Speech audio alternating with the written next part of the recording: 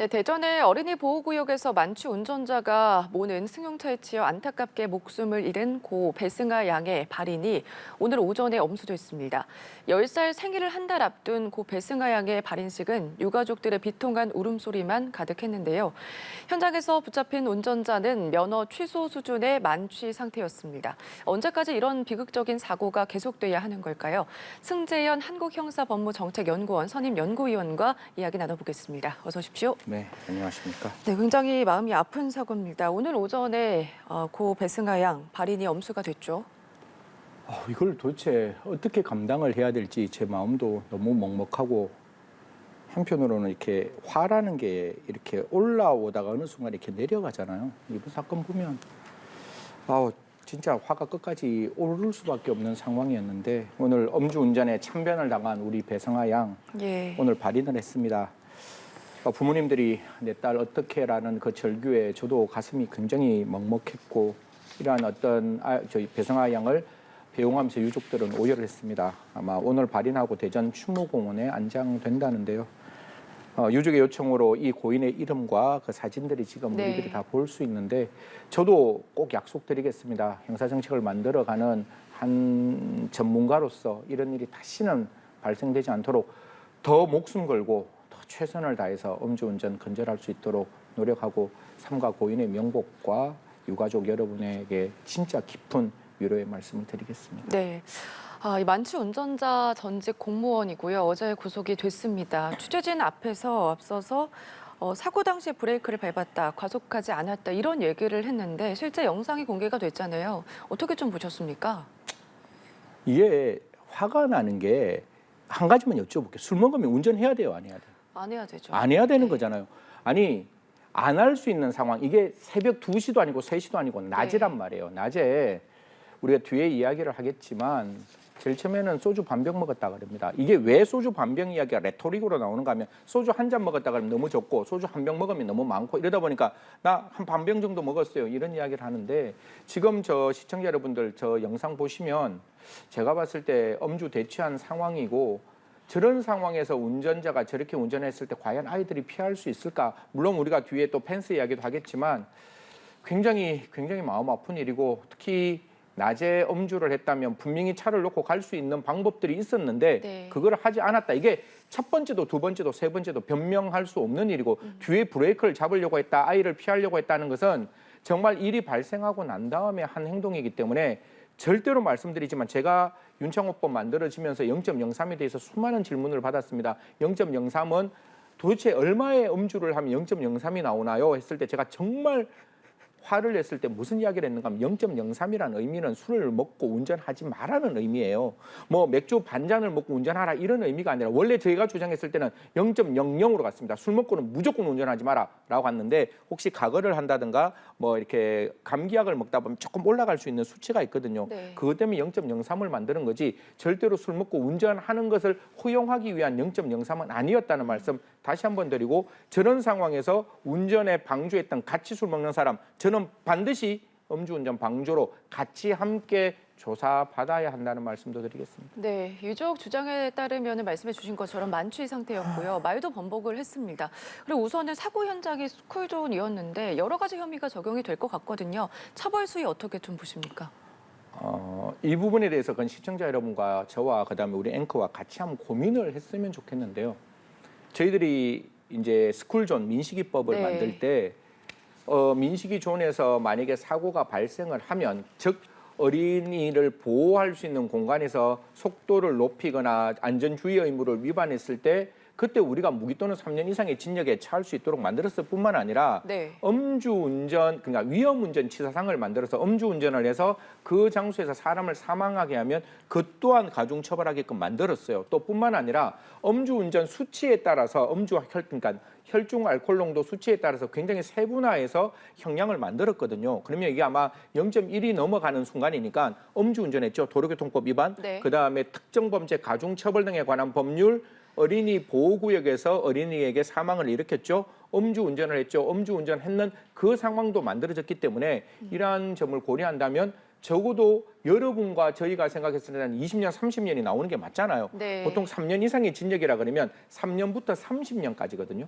그런데 우리나라는 조금 어려운 말인데 경합가중이란 말을 써서 가장 중한 형기의 2분의 1을 가정해요. 범죄가 2개 이상 저질러지면. 그러면 아까 음주운전했는 건 분명하잖아요. 여기에 그게 어린이 보호구역에서 사고가 났건 위험운전 치사상을 했건 적어도 2개 이상이 됐으니까 30년에 가장 중한형 2분의 1을 가중하면 45년까지 가능해요. 그럼 30년에서 45년까지 가능하면 이 정도 상황이면 적어도 30년은 나와야 되는데 네.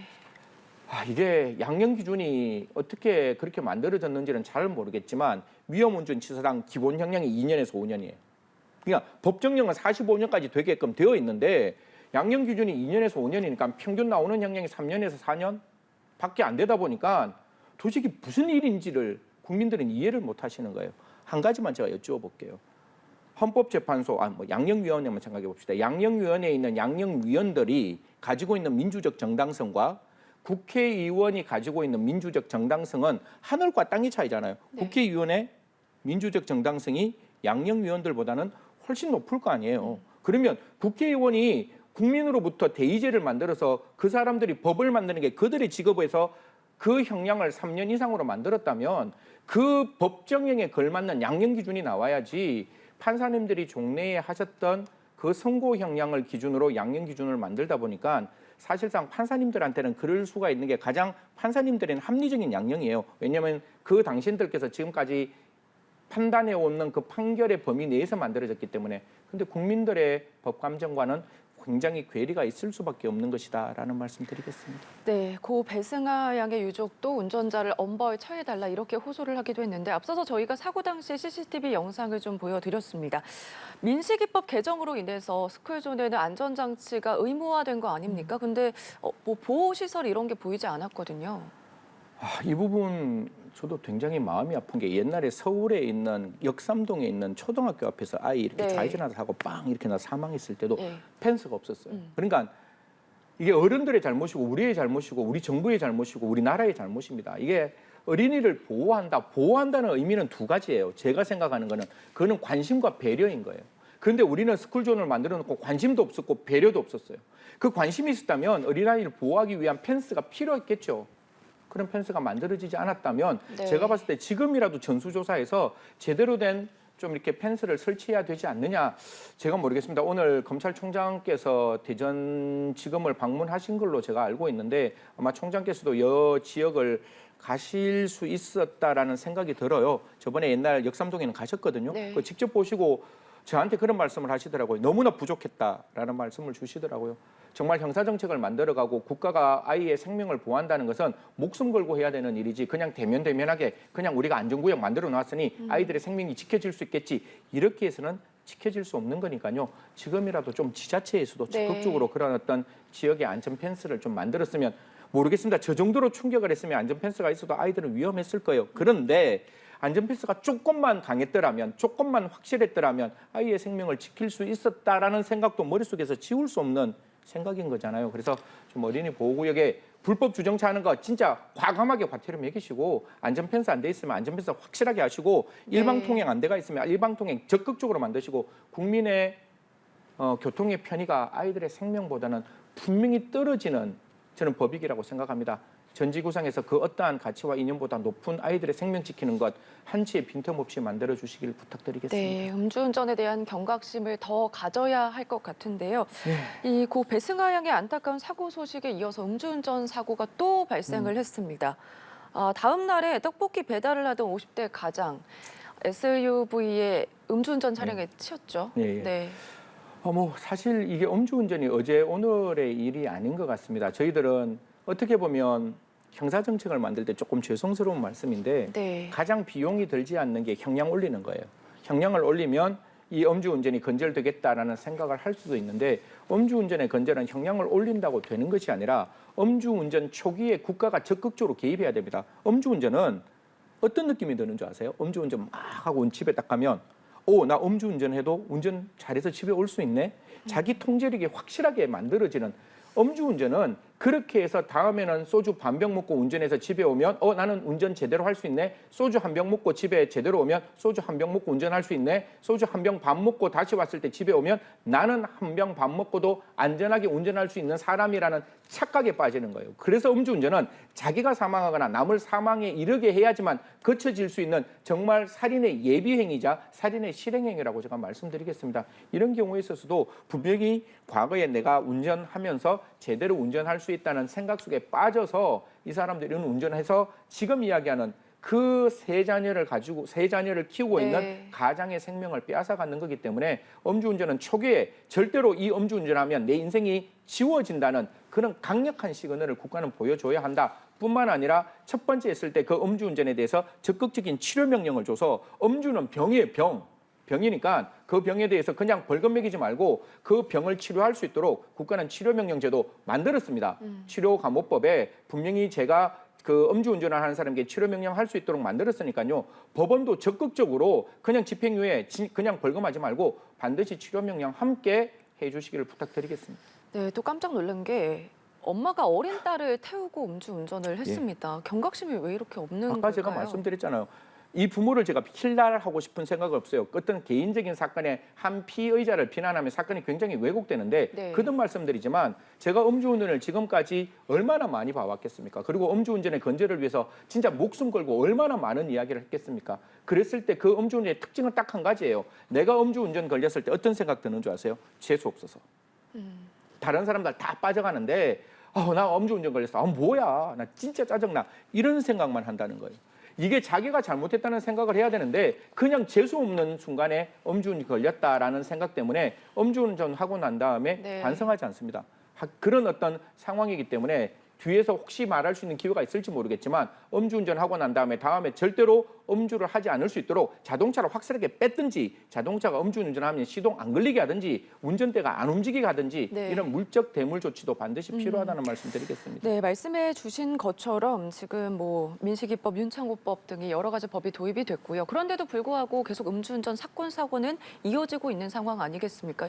이쯤 되면은 아예 음주를 했을 때 운전대를 잡지 못하도록 해야 되는 거 아니겠습니까? 제가 국민권익위에 이래 음주운전 건재를 위해서 공청회에 가서 제가 제일 첫 번째 했던 게 인적, 사람에 대한 처벌, 네. 그리고 그 피해자에 대한 보호 조치. 아이가 정말 어떻게 보면 아무 이유 없이 다쳤기 때문에 국가가 전적으로 이 아이를 치료해 줘야 되고 이 사람은 음주운전 했기 때문에 이 사람을 가중처벌하는 것 이것도 가능한데 우리 형사정책을 만드는 사람은 다음에 이 음주운전이 재범이 일어나지 않도록 만드는 가장 좋은 방법은 형량을 올리는 게 아니라 네. 그 자동차 술을 먹으면 운전 안 되도록 만드는 거예요. 그리고 그 기술은 이미 다른 나라에도 도입되었고 네. 시행하고 있으니까 지금 대한민국 즉시적으로 시행해야 될 또 하나의 대물적 강제 처분인 음주운전을 했을 때 시동 걸리지 않거나 핸들이 움직이지 않거나 음주운전하면 그 자동차 그냥 빼앗을 수 있는 그래서 그 사람에게 정말 정신 바짝 들게 할 수 있는 대물적 조치도 필요하다는 말씀, 생명 지키기 위해서는 절대로 주저함이 없어야 된다는 말씀 드리도록 하겠습니다. 네, 시동 잠금 장치 부착. 미국과 캐나다에서는 이미 시행이 되고 있고 우리나라도 도입 논의가 14년 전부터 되고 있었는데 왜 아직까지 도입이 안 됐는지도 궁금하고요. 앞으로 어떤 대책을 좀 아까 제가 마련해야 될까요? 말씀드렸다시피 이거는 결단의 문제예요. 물론 패널이 이런 이야기를 하는 게 조금 과다하다, 조금 이렇게 강하다라는 생각 들 수 있겠지만 대통령께 진짜 꼭 한 말씀 드리겠습니다. 이건 결단의 문제입니다. 생명을 지키는 것 대통령께서 한마디 하시면 돼요. 안전장치, 시동장치 걸리지 않는 자동차 출하하지 마라 이러시면 돼요. 물론 자본주의 사회에서 그런 걸 한다는 게 어색하고 불편할 수 있습니다. 네. 그리고 현대자동차나 기아자동차나 자동차를 생산하는 그 사장들이 한마디 하면 돼요. 우리 자동차에는 그거 포함하겠다. 대한민국 기술 첨단입니다. 손에 조금이라도 알코올이 있으면 이렇게 딱 눌러서 알코올 성분이 있으면 시동 안 걸리게 하면 돼요. 물론 그러면 또 우리나라 같은 사람은 옆에 있는 사람이 눌러가 시동 걸게끔 한다든가 대리운전 같은 게 어려워질 수 있지 않겠느냐. 물론 그럴 수 있습니다. 하지만 우리가 결정하고 난 다음에 생명 지키고 난 다음에 부수적인 불편함을 감수하는 게 낫지 이런 불편한 점 때문에 지금도 법이 통과되고 있지 않는다는 것은 생명보다 경제적 이익이 더 우선될 수 있는 상황을 우리는 계속 내버려 두고 있다. 이런 비판에 절대로 자유롭지 못할 것이라는 말씀 드리겠습니다. 네, 알겠습니다. 사고가 더 발생하기 전에 이런 것들이 좀 빨리 도입이 돼야 될 것 같습니다. 지금까지 승재현 한국형사정책연구원 선임연구위원과 함께 짚어봤습니다. 고맙습니다. 네.